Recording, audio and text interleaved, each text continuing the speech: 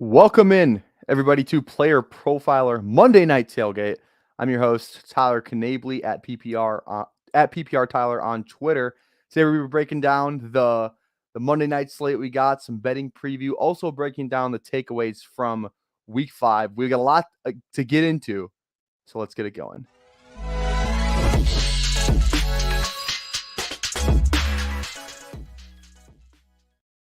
It's Monday Night Tailgate time, and I look forward to these streams every week. This is the third one I've done, and I just get more excited every time I do it. So let's dive into the takeaways from Week 5. We saw the return of Jonathan Taylor, Cooper Kupp. We saw the reemergence, the resurrection, if you will, of Joe Burrow, especially, and Jamar Chase, two guys you definitely drafted very high in fantasy leagues.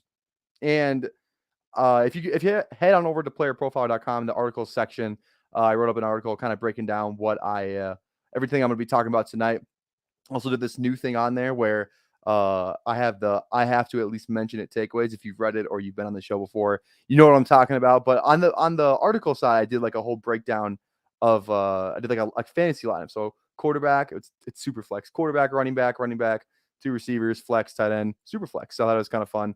Just some of the stuff I have to at least mention the takeaways. Joe Burrow can officially go back into your lineups. I had the TikTok on the main page last week saying you have to sit Joe Burrow. Of course, I mean, they play the Cardinals, and he looks great. He looks great because he threw to Jamar Chase. He didn't look like the old Joe Burrow still. He looked good, but he didn't look like electric. So that was great for Burrow. He can go in your lineups, I think, especially if the matchup's good. I'd still be wary if the matchup's not great. If you have another option, maybe like a Jared Goff who played really well this weekend, even like Brock Purdy, who's just continually playing really good football right now. So just some thoughts there. Devin Achane, and Raheem Mostert are still in a 50-50 timeshare. Like these guys are still splitting the carries down the middle. I think Achane had a rushing touchdown goal line last week. Mostert had one this week. It's still up in the air, but Achane, I think, had a knee injury, so we'll see if what his status looks like this week. Mostert must start on all platforms if Achane misses any time. Derrick Henry's looking more human than he has in years past. Now, Derrick Henry's had some bad games in the past, but to start the season, it's not been great. Usually he'll have a bad game, he'll bounce back, he'll put up 160 rushing yards and 2 touchdowns. We've seen, I think, one good game from Derrick Henry. He's not looking great right now. I don't know if it's the offense. I don't know if it's the age. It's probably the offense. The offense is atrocious. DeAndre Hopkins had a good game, though, so I guess that's something to expound off of. Not a takeaway, but I mean, it is a takeaway. I didn't write about it, but definitely try and trade Hopkins, I think, coming off a good game in Tennessee. Wide receiver, Calvin Ridley's so back. Tied for the team for most targets and was clearly Lawrence's go-to guy. Especially on third down. Like if you watch the game, it looked like Calvin Ridley was in fact the guy. So I think you have to feel great about that if you're a Calvin Ridley owner. Second wide receiver, Cooper Kupp and Jamar Chase are more than back. Cooper Kupp looks great. First drive, I think he had 4 or 5 catches. I couldn't believe it. It looked like he picked up where he left off from last year. So that looks great. Let's see. Vegas is 1-4 against the spread. Okay. See, look at that. I was meant to click on this one though. Achane. See, that's what I thought. Or Achane. You're right. Achane, Jackie Chan. That's actually really helpful. I might leave that up for a minute just in case anyone pops in and sees it, because that's Achane. Got it. Here we go. Flex. Adam Thielen is a set it and forget it guy now. This guy is unbelievable. It looks like it's bad team, good stats. It's like Trae Young in Atlanta a couple of years ago. I don't know. This isn't a basketball stream, but Trae Young is an historic, great stats, bad team guy. Same with LaMelo Ball. Bad stats, great team. This is exactly what's going on here. Adam Thielen, bad team, great stats because they're throwing a lot. Not great if you're a Panthers fan. It's really good if you're a Falcons fan. Cordero Patterson. Anyways, not great if you're a Panthers fan. Great if you are an Adam Thielen fantasy football fan. So that's great to see. Tight end, Kyle Pitts and Dallas Goedert. There's signs of life, ladies and gentlemen. We have signs of life on those two players. You love to see that. We'll see if they can keep it up. That's all we have to like. It's not, oh, Kyle Pitts is back, Dallas Goedert is back. There's signs of life. Let's see what happens next. Superflex. If Joshua Dobbs isn't your number one priority streaming option for the quarterback position, that's a problem. This dude I mean, he's not going to put up like he did. The rushing upside is just there. Any quarterback with rushing upside deserves to be is a very viable option when it comes to the waiver wire. Joshua Dobbs had a okay game against Cincinnati, so yes. All right, that clears all of I have to at least mention it takeaway. So now let's dive into the big takeaway, the meat of this video. Takeaway number one: we have to talk about Lamar Jackson and the Baltimore Ravens passing offense. Much like last week, I mentioned the Jacksonville part of this. Jacksonville did not look great. They looked actually pretty good on Sunday morning in London. So that's not what we're talking about though. Baltimore is the focus of what I'm talking about right now, and they've looked incredibly mid. Not great if you are a Mark Andrews owner, a Zay Flowers owner. Also not great. Even Lamar Jackson, he's had a couple of really good games. Like he had 100 rushing yards and 2 rushing touchdowns in week 3 against the Colts. Not that many passing yards, but it doesn't matter when you have 2 rushing touchdowns. So there's always that for Lamar Jackson. But what I'm very concerned about is the pass catching side of things. Lamar Jackson does not have a single game this year with more than 240 passing yards. He only has 4 passing touchdowns in 5 games. Not great. Now, I know I saw the video today. I'm sure most of you saw it as well, of all the clips of the Ravens receivers dropping some balls. I think Rashad Bateman had a bad drop in the end zone. Zay Flowers had a bad drop, I think, down the field. He slowed down, and then it looked like the ball got overthrown. Nevertheless, yeah, it's not, you can make the case, but if we're going off just those couple of clips, like that happens all the time in the NFL. It happens all the time. And it's not like I'm just overreacting to this one game. It's the sample size of 5 games we've seen thus far in the 2023 season. So I'm scared. I'm afraid as a Zay Flowers owner in one of my very competitive leagues that I like am very invested in. I'm very scared, and I might be looking to trade Zay Flowers for. I don't know what you could get, but you're scared if you're a Flowers owner, especially Andrews, a guy who was getting drafted in the 3rd, 4th round. That's some pretty high draft capital. So it's just, you look at it, and Todd Monken was supposed to be the savior of this offense. He was supposed to be the savior of this offense, and the passing game was supposed to open up in Baltimore. It's actually not gone up. It's been pretty bad. No player on the Ravens has more than 80 receiving yards in a single game this season. That's not great for fantasy, and it's not great for this Baltimore offense, not for the receiving side of things. So, and it's not like you can't, as scared as I sound and as bad as it looks, or it's not even that bad. It's just mid. That's the problem. It's mid. It's not like you can't it's not like you have to sit these guys on your bench. There's still viable bench options, but the upside, just, we're not seeing it right now. So I'd be looking to see if I could get anything in return for Lamar Jackson, Zay Flowers, and Mark Andrews, especially more so, I think, Jackson and Andrews, because their value they probably still have more value than Zay Flowers does. If I could flip Andrews for, I don't know, somebody like, let's just throw out a name, Gabe Davis, and like a little bit more assets, maybe like a nice backup running back, something like that, or like a nice running back who has some upside. I'd probably do that, because Andrews looks terrible right now, and Gabe Davis looks like what we wanted him to be last year. That's what Gabe Davis looks like, a big play guy, but more looks like he figured out his drop problems, and I don't know. So Gabe Davis plus maybe, I don't know, let me throw out another name here. Puka Nacua. If you could trade Mark Andrews for Puka Nacua straight up, I'm probably doing that trade as well. So, and also this is one thing too. Baltimore's not been in primetime yet. So no one has really seen, the community hasn't been talking about Baltimore. I haven't heard one person say what's going on in Baltimore. It's not looking great, other than yesterday, because they haven't been in primetime. So considering the Ravens play in London next week and everyone's going to be watching that game, I would try and get a trade done while you can now. If they go out there and Jackson has another 180 passing yards and Zay Flowers has 5 for 45 and Mark Andrews has 4 for 37, it's not going to be great. They play Tennessee, whose passing defense is bad too. So these guys are going to be in the lineups for a lot of people this week. And if they don't perform, not going to be great. All right. Moving on to takeaway number 2.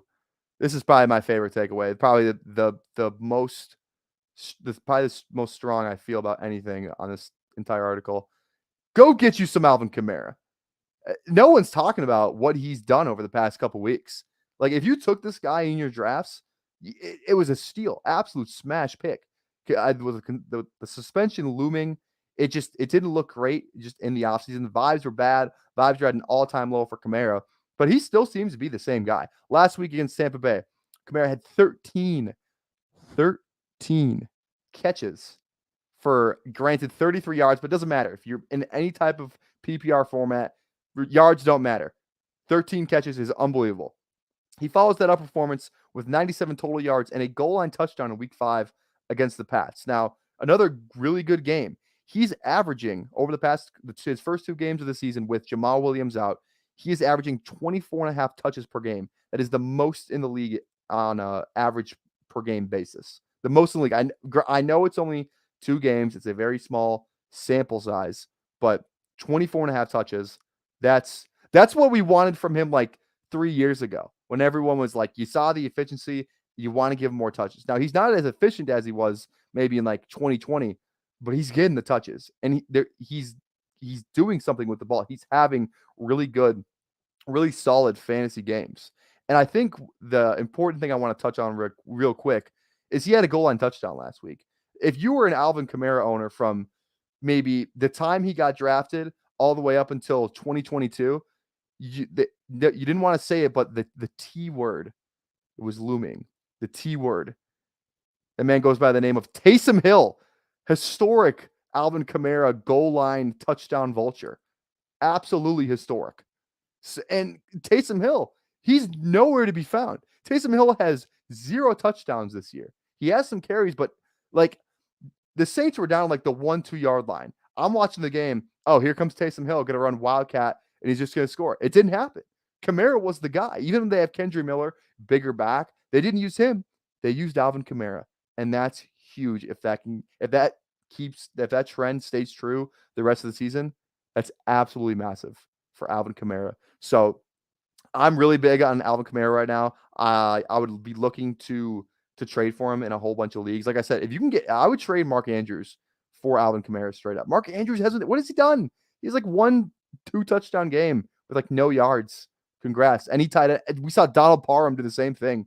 Like, you drafted Mark Andrews because you thought he could be the Travis Kelce Slayer. He's not the Travis Kelce Slayer. He doesn't have the targets. He doesn't have the receptions. He doesn't have the yards. He's not who he was when he finished as the tight end 1 overall in fantasy. There's other weapons there's now. There's Zay Flowers. There's Bateman. There's Odell. There's a whole, and even Aguilar is getting some run. He had a drop, but not like we're surprised. It's Nelson Aguilar. Anyways, Kamara, Andrews, I'm doing that straight up. I honestly, Puka would be close for me. Like, Puka's great. Cooper comes back now. Puka's going to take a smaller role. I know he had the touchdown. He still had a really good game, but Kamara, like this, if you can get Kamara as your flex play, that's a great situation to be in. I'm also trading Deebo Samuel for Kamara straight up. Jonathan Taylor, probably the same thing. Like, these are pretty actionable trades. I feel like I'm not going to say go trade Zach Moss for Kamara. No one's doing that. So I feel like these are pretty actionable trades and stuff I would definitely be doing right now if I am an owner of any of these players to get Kamara. So Kamara, buy Kamara. It is Kamara's season. Bring back the 6 touchdown game in week 17. Bring it back. I'll win a lot of money. All right. On to our last and final takeaway. Takeaway number 3. The headline is Devontae Smith or John Cena, because I can't seem to find either one. After catching a touchdown in each of his first 2 games, Devontae Smith has taken a tumble in week 5. He only had 1 catch for 6 yards. And over the past 3 games, he's averaging just 4 catches for 37 yards and 0 touchdowns. And this isn't going where you may think it is, because I'm not telling you to sell. I'm telling you to buy. Who's seen that meme where it's like, we're going to the moon? I think someone did about Jonathan Taylor. We are going to the moon. So that's what's going to happen with Devontae Smith. We are going to the moon. When you have A.J. Brown, Devontae Smith, Dallas Goedert, DeAndre Swift, and Jalen Hurts all in the same offense, it can get crowded. Sometimes the ball is just not going to find you. And I think that's just it. Devontae Smith has been a victim of bad luck here in the over the past couple weeks. And it's not like I said, it's not like he hasn't done anything this season. He had 2 touchdowns in each of his first 2 games, or a touchdown in each of his first 2 games. So he's played well in 2023. And like I said, it's just some bad luck. We're gonna have these weeks like in 2022. Devontae Smith had games where he put up PPR performances of 0 points. 0 points. He had 4 targets, so it wasn't like he was hurt. 0 points, 4.7 points, and 7.3 points. We've seen this last year before, and he finished as a top 10 scoring wide receiver in fantasy. So I'm more than happy to buy the dip on Devontae Smith, especially from a team that's maybe 1-3, or I guess we're in week 5, 1-4, 2-3, something like that. A struggling team that has been killed by his performances lately. If you're still hovering with that playoff line, I'm looking to get Devontae Smith, and I don't think you're gonna have to give up a lot to get him. Wait for Zay Flowers to have a good week. I know I told you to Zay Flowers, but like Zay Flowers plus George Pickens. If you could do George Pickens for Devontae Smith after George Pickens had that long touchdown, do it in a heartbeat. George Pickens plus or George Pickens. DeAndre Hopkins, capitalize off his good week. Same thing with Kirk. Same thing with Gabe Davis. I love Devontae Smith. This is a guy that was being drafted at the 2-3 turn. So just I can't express to you enough how much I am in on Devontae Smith. This guy's he's gonna finish the regular season fast. He's gonna finish strong. Go get yourself some Devontae Smith. Bye. Bye, bye. Bye, bye, bye. Bye, bye, bye, bye. What song is that? Anyways, doesn't matter. All right. That concludes the week 5 breakdown part of this video. Thanks, Harry. I appreciate that. All right. Let's get into the Monday. I see some of you guys talking about it in the chat.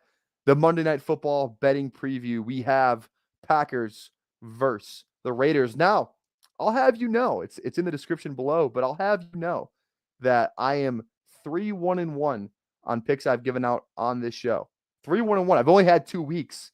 So let me build my resume up a little bit. Maybe we can make some money all here together. Like I said, I'm putting money on all this too. All these picks you can go find them on Underdog, a very great sponsor over here at Player Profiler. All these picks are available on Underdog, or except for this spread that I'm going to hand out, obviously. But last week, Seahawks -2 was the easiest money any of us have ever made. If you bet it, you know that. It was an absolute, it was easy money. And yes, Aaron Jones is a late scratch for tonight.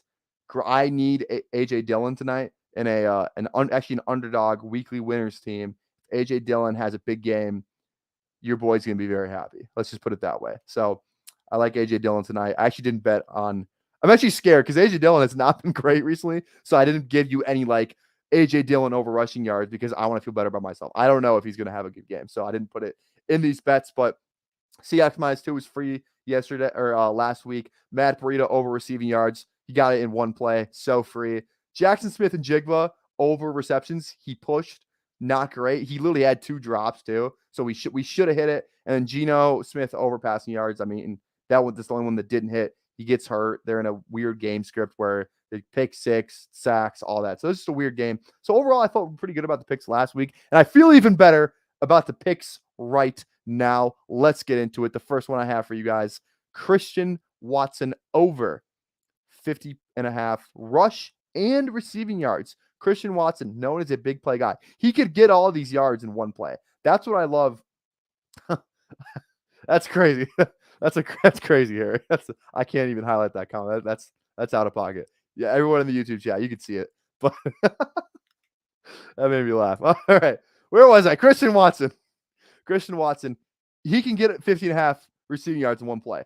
Rushing, same play. He hasn't really had a big play thus far in the season. And I think, Matt LaFleur has had, because they played Thursday Night Football last week, he's had almost in a week and a half to scheme up something real nice for Christian Watson. I promise you, there's gonna be a flea flicker. There's gonna be some weird, like you see, like the Lions and the Niners. It's gonna be a play like that where Christian Watson's gonna have a big play. Mark my words now, it's going to happen. He's had Matt LaFleur, one of the best OCs in the game. He's had a week. He's going to expound off of that. I promise you. Christian Watson over 50.5 rushing / receiving yards. Now, while I love that bet, I think Romeo Doubs is the volume. He's the number 1 receiver on this team in terms of volume. His over-under at receptions is set at 4. I'm taking the over on Romeo Doubs 4 receptions. He's had 12 and 13 targets in each of his last 2 games. He's had 5 and 9 catches in each of his last 2 games. I don't understand this. I saw the line. I looked at the stats. This feels free. And like just to put in perspective too, Vegas, their like passing or their passing defense, it's pretty middle of the pack. So they're not great. They're not bad. Like they're kind of just flirting in the middle of the pack. So I love Romeo Doubs over 4 receptions. The targets are there. The receptions have been there the past 2 weeks. I think he's the true number one in this offense. Even with Christian Watson coming back, I mean Romeo Doubs, like he had 13 targets and nine catches last week. So I think that's going to be great. And also, just to touch on Watson real quick, he should be more fresh than he was last week. Kind of seemed like a game time decision for Thursday night with the hamstring injury he was dealing with. So he should be good to go. Should be absolutely good to go. So I like Doubs and I like Watson. Doubs over 4 receptions. Christian Watson over 50.5 rush/receiving yards. And the third one we got Jacoby Myers. Jacoby Myers over 52.5 receiving yards. Jair is going to be on Devontae Adams. That's where he's going to be. They have it's kind of like not even like a revenge game. I feel like Jair, like they were on the same team for a little bit there. Jair could probably feel some type of way toward. Jair's a weird guy. Like he's some of these corners in the league. Like I feel like they're kind of wacky dudes. You know what I mean? They're just like the stuff they be saying. And just like, I don't know. I mean, you have to be to play that position because especially when you're Jair, you're stuck on an island. You kind of have to have that edge at all times. So I think Jair is going to take it personally against Adams for whatever reason. But that's great. Keep Jair over there on Devontae. Leave Jacoby to work against like Rasul Douglas, whoever the hell Jacoby's playing against. So I love Jacoby Myers over 52.5 receiving yards. He's gone over that mark, I think, in 2 of his 3 games he has played in. So I don't understand. Like it's like he is, and I genuinely think just McDaniel loves this guy. He was with him in New England. I think he was in there. He was there when they drafted him, and he feels like he's had a better go of it over here in Las Vegas. Jimmy G, he's going to get the ball out. He's going to get the ball quick to guys like Jacoby and Devontae. I think they're the obviously the number 2, the 2 best receiving options in this offense. And I like the over on Jacoby. So Jacoby Myers over 52.5 receiving yards. Book it. And the last one is a spread. I love betting the spread. Yeah, I love it when it's close like this. I don't like betting when it's like 8. The spread is 2 points. The Packers are +2, Raiders -2. And we are going to roll with Packers Packers +2. Kill that lead up. Packers +2. They just feel like the better team. I think Jordan Love is a better quarterback than Jimmy Garoppolo. At least his upside's way higher than Jimmy Garoppolo. I think the Green Bay defense is a little bit better than the Raiders. I think the weapons they have as I know Aaron Jones is out, but it's just this is a much better coach team than the Raiders. I believe in LaFleur. I believe in Love. Like I said, they've had a week and a half to prepare for this game. A week and a half to scheme up everything. Everyone should be fresh. They're playing on Monday night. I know they're in Vegas. I don't care. Packers +2. We hit Seahawks -2 last week. We're taking the points. Packers +2 this week. And that's all I got for you guys. That's four picks. If you missed it, if you're just joining in for some reason, I'll go over them one more time. Christian Watson over 50.5 rushing and receiving yards. Romeo Doubs over 4 receptions. Jacoby Myers over 52.5 receiving yards. And Packers +2. Give me the spread for the Packers. All right, guys. Hey, I'll hang out with a couple more seconds. Drop what you need. Who needs a miracle tonight? I saw somebody, Christian Watson, needs Watson to score less than 30 to win. That's fine. He just needs like 11 for us. 50 yards and a touchdown. Fine with me. Give him 12 points. I don't care. Just get 50.5 rushing and receiving yards. How about this for both of us? A 50-yard or 51-yard reverse. That's 5 points right there. 50.5 rushing yards. That's all we need. So I like that. What else we got? Yeah. Smash the like button. Smash it. Absolutely smash it. Smash the like button. Do it right now. What is Adam's number? Adam's number? I think he's 17, isn't he? Oh, Adam's. Oh, over-under number. I forgot. I think it's 72, 84. Let me double check. I will verify that right now on stream real quick. It is for receiving yards, 80.5 receiving yards for Devontae Adams, 7 receptions and 0.5 rushing / receiving tight ends. Adams, bold prediction here. Adams is going to score 2 touchdowns and 100 yards. You never know. Is he going to do that on Jair though? Do we think Jair is really him for real? Do we think Jair is like the guy? Like, where is Jair in your top 5 corners in the league right now? Because it's close with me, I think. Who's the best corner in the league? I feel like it used to be Surtain, but that defense sucks. So I don't think it can be Surtain anymore. I don't even know. Like, because Ramsey, I mean, he's hurt and he's kind of dust. Xavier Howard's dust now. I honestly don't even know who the best corner in the league is anymore. It's like there's usually always like a definitive number 1 guy. So I don't know. Jair is physically mismatched against Adams. Fair enough. All right. That's going to end it for you guys. Go follow me on Twitter at PPR Tyler. Also go over to the Player Profiler articles page. Get that rolling. Check out all the great stuff that's happening over at Player Profiler. I'm going to be sweating these bets tonight, boys and girls. I'm going to be sweating these bets. Go. If you want to win some money, baby, you know where to come. We're going to turn that 3-1-1 to a 7-1-1. We're going to win every bet tonight. Clean sweep. Get your picks in. Everyone have a great night. Go check everything out. This is a great family, a great kind of organization we have over here at Player Profiler. Go check it out.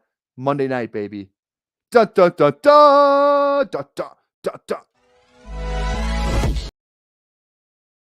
The wrong end screen, sorry. Hey, I want to take a moment to thank you for tuning in. It's important to me that all of our media be free. This is only possible because of you allowing a true independent sports media enterprise to thrive unlike any other in the business. So please subscribe to the All In Package to continue to make all of this possible, to ensure that all of our stats, information, data, content is available to you, especially you, the people that get the site and get the show.